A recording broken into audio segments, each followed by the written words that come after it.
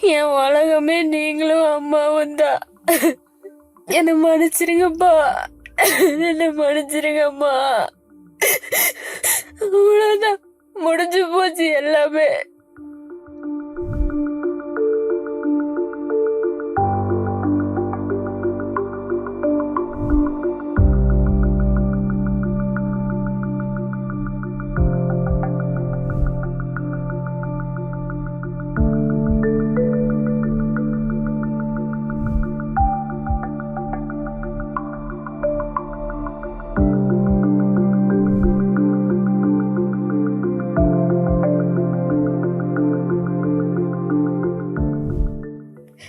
இவன் கூடயும் என்னால வாழ முடியல.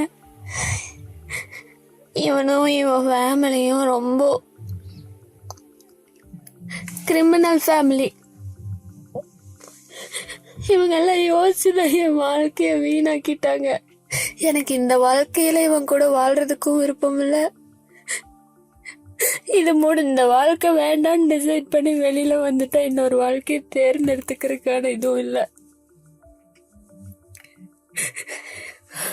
ஒருத்தனுக்கு ஒருத்தி தான். இந்த ஜென்மத்துல எனக்கு ஒரு தடவை கல்யாணம் ஆயிடுச்சு. அந்த வாழ்க்கை எனக்கு சரியில்லாம போயிருச்சு. அவ்வளவுதான், முடிஞ்சது.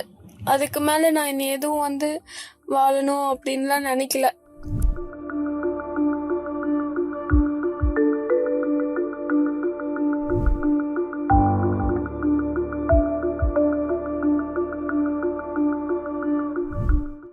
அவன் கொடுக்குற மென்டல் டார்ச்சர் என்னால் தாங்க முடியல.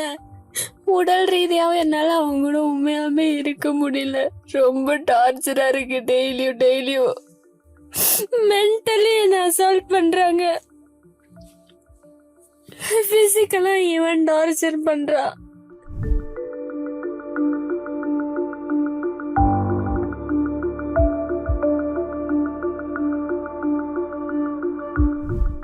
இந்த பஞ்சாயத்து, கோயிலுக்கு கூட்டிட்டு போறது, பஞ்சாங்கம் பாக்குறது, இதனால என்னைக்குமே ஒரு பிரச்சனை சால்வ் ஆகாதுங்கிறது ரொம்ப தெளிவா தெரிஞ்சுக்கிட்டேன்.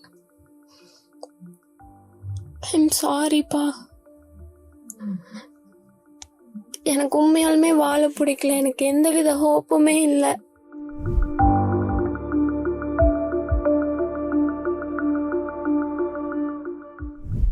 அவங்க உங்ககிட்ட ஒரு மாதிரி நடிக்கிறாங்க, எங்கிட்ட ஒரு மாதிரி பிகேவ் பண்றாங்க, வெளியே ரிலேஷன் கிட்ட ஒரு மாதிரி பிகேவ் பண்றாங்க, வீட்டுக்குள்ள போனா கேட்ட பூட்டி வச்சுக்கிறாங்க, காம்பவுண்ட் பூட்டி வச்சுக்கிறாங்க, வெளியில திறந்து விடுறது இல்லை. ஏன்னு கேட்டா உங்க சேஃப்டிக்கு தாங்கிறாங்க. என்ன அப்படியுமே சேஃப்டி பகல என்ன தூக்கிட்டு போயிடணும், வீட்டுக்கு திறந்து சமையல் போய் இதை பண்ணக்கூடாது, அதை பண்ணக்கூடாது, இதை தொடக்கூடாது, பூஜை ரூம்ல போய் தெய்வம் போடக்கூடாது, வீடு 4.5 கோடி ரூபா ஓட்டு கட்டிக்கிற அப்படின்னு சொல்லி, அதாவது என்னென்னதான் மென்டல் டார்ச்சர் கொடுக்கணுமோ அத்தனை டார்ச்சர் கொடுத்துக்கிறேன். எல்லாம் கொடுத்து போட்டு நகையில என்ன கம்மியத்தை போட்டு வந்துக்கிறேன். அப்பா அவ்வளோ 500 ரூபான்னு போடுற 300 ரூபான்னு போடுறனாரு. நகையில என்னாச்சு? நகையில கொண்டு வந்து எங்கிட்ட காமிக்கணும்ல, நகை என்னாச்சு, அது என்னாச்சு, இப்படியே டார்ச்சர். பையனுக்கு தொழில் இல்லை, அங்கெல்லாம் 100 கோடி ரூபா போட்டு பையனுக்கு தொழில் செஞ்சு கொடுத்துக்கிறாங்க பிள்ளை வீட்டுல இருந்து. நீங்க என்ன பண்ணிக்கிறீங்க? இப்படி எல்லாம் பேசணும்னா புள்ள எங்கிட்ட சொன்னா. அப்ப நான் என்னன்ட்டு, தங்க போக வேண்டாம், இங்கேயே இரு, என்னவா இருந்தாலும் பாத்துக்கலாம் அப்படின்னு சொல்லிட்டு பார்த்தா என்னென்னமோ கொடுமை நடந்திருக்குதுங்க. எல்லாம் வாய்ஸ் ரெக்கார்டா போட்டு புள்ள சிரம் வச்சுட்டேன். என்ன சொல்றது தெரியல. அத்தனை அட்டுவலையும் பண்ணிக்கிறேன். என் பிள்ளைக்கு நடந்த மாதிரி நீ யாருக்கு இந்த மாதிரி வருத்தம் நடந்துடக்கூடாது.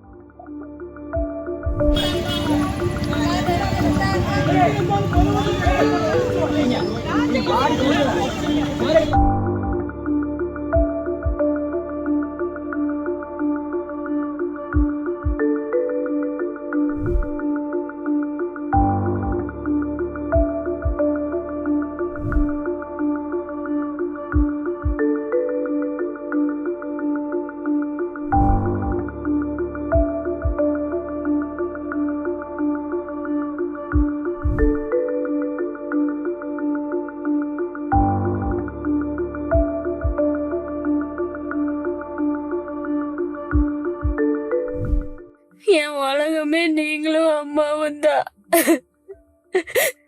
நீங்களாம் என்னை பத்தி கண்ட கனவும் வச்ச ஆசையும் எதுவுமே நிறைவேறல. ஆனா என்னோட கடைசி மூச்சோட நம்பிக்கை நீங்க மட்டும்தான். ஆனா உங்களை ரொம்ப நான் நோகடிச்சிட்டேன். ரொம்ப என்னால நீங்க காயப்பட்டீங்கன்னு புரிஞ்சிருச்சு.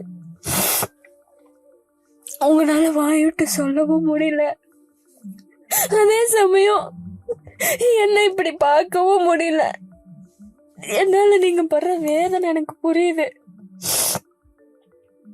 என்ன மன்னிச்சிருங்கப்பா, என்ன மன்னிச்சிருங்கம்மா.